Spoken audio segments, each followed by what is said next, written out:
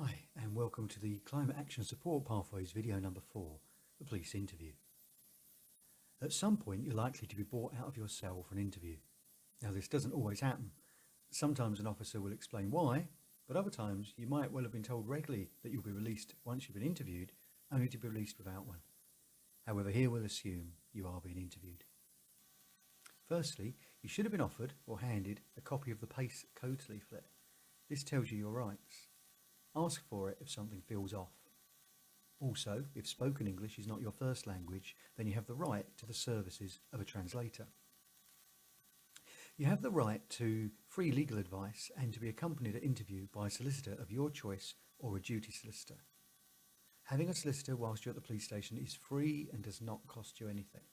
However, please note, a duty solicitor is unlikely to be versed in protest cases, so they're really only an option if you intend to give no comment responses to all of the police questions.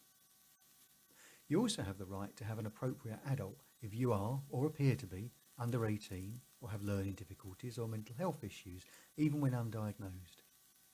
Police guidance, however, is that if they know your chosen appropriate adult is aware of your actions in advance or involved in the protest, they're unlikely to be accepted as an appropriate adult. The alternative is for the police to arrange for someone to attend from an independent, appropriate adult service. Unless you feel confident to give your own no-comment interview, you may opt not to exercise your right to have a solicitor present during an interview. If you have a solicitor coming, refuse to be interviewed before they arrive. If they can't be contacted within a couple of hours, then you may have to just go ahead and give a no-comment interview anyway, without your solicitor there. Once in the interview room, other than confirming your details, you simply answer no comment to all the questions put to you in an interview.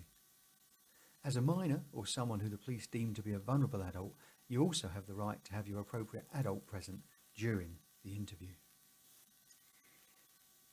If you are alone, officers, who are unlikely to be your arresting officer, may try to advise you to answer questions. But don't be fooled. Don't let your guard down.